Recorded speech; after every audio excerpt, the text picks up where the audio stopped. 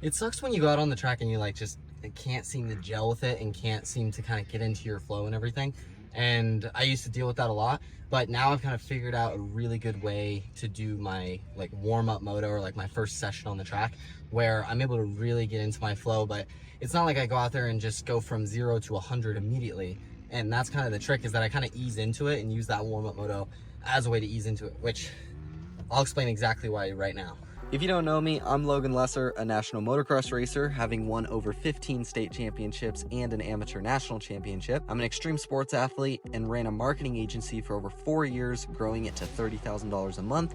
And while doing so, was able to travel the world living in Cape Town, South Africa, part-time throughout the past few years. And I've spent nearly $50,000 on mentors, coaches, courses, and education, learning from the best of the best in business, fitness, mindset, racing, and so on.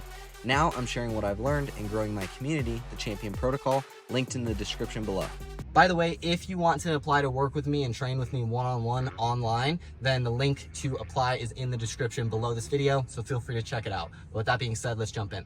I've kind of mentioned it in other videos of like that first warm-up session. What I used to do and what I think a lot of people do is like they get out to the track, they see their buddies, they see other people there that they recognize, or just other people in general, and they want to kind of go out and show off, and that's kind of what leads to mistakes and potentially even getting hurt. Like I know people like personally who did get hurt doing that, and I've definitely had close calls doing that. So overall, like, don't show off, but that's a topic I've talked about before in another video. The big thing is like what I just did in that warm-up that made me feel really, really good. Like honestly, towards the last couple laps that warm-up, I felt freaking good. Like I think the track's pretty solid right now, but I like was really flowing out there and felt super smooth and everything. And that was just my first moto of the day.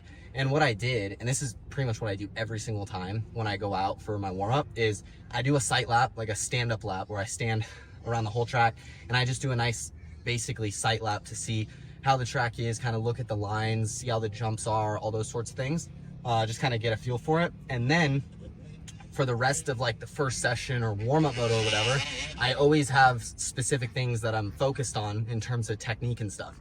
Because if I just go out there and try to go balls to the wall immediately, that's where I make a ton of mistakes. I'm not in my flow, all those sorts of things. Whereas I've found that when I'm focused on some specific things when it comes to technique, like I'm actually improving because I'm like improving with those techniques and everything, and I'm making them more second nature and habitual and kind of creating that muscle memory and everything. Or as I've talked about in a few other videos, I'm training my subconscious mind, which is what you tap into at the race when you get in the zone and everything, is you're tapping into your subconscious. But that's a topic for another video.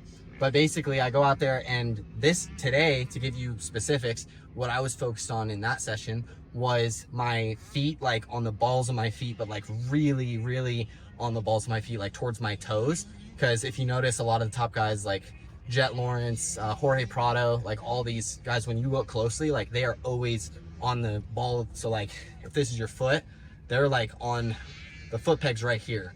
Whereas like this is your heel, and this is where most people ride and everything, and you don't have any control of the bike when you're standing there. Whereas right here, that's where you've got a lot of control.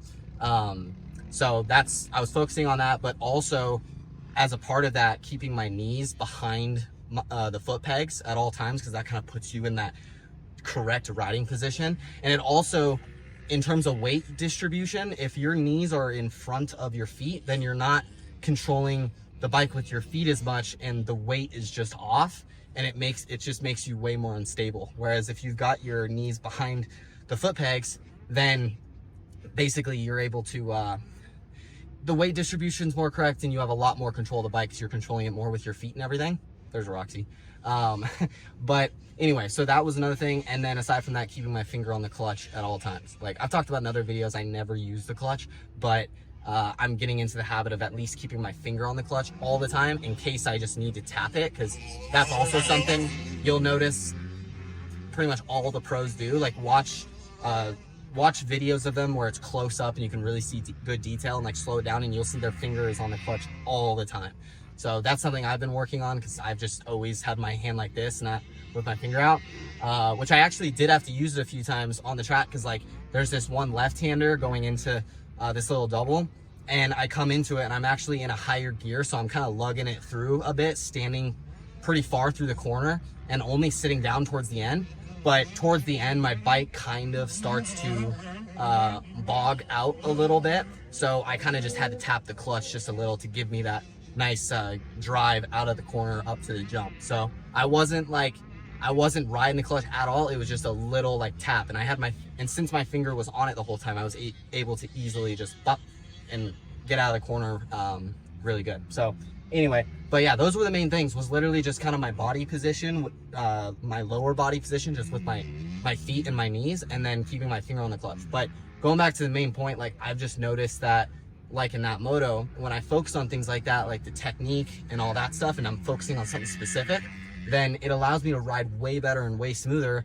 And towards the beginning of that warm-up, I actually wasn't focused on speed at all throughout the whole thing, but towards the beginning, that's all I was thinking about, was those things. And since I was doing that, it was making me ride way smoother and way better, and I wasn't like pushing and trying to go fast or anything. But then as the warm-up kind of went on and I got towards the end of it, I was getting more and more comfortable out there, and then I just happened to start pushing harder and harder.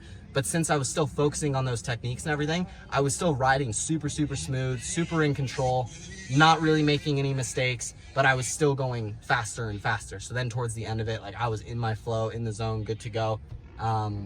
So yeah, but that's how I approach my first session of the day, and it just seems to set me up really well for the rest of the day, and kind of get me into my flow and everything like that. So anyway, hopefully that was helpful. If you want to apply to train with me one-on-one online, the link to that is in the description below this video. If you want more stuff like this, feel free to subscribe, and I'll see you in the next one. Peace.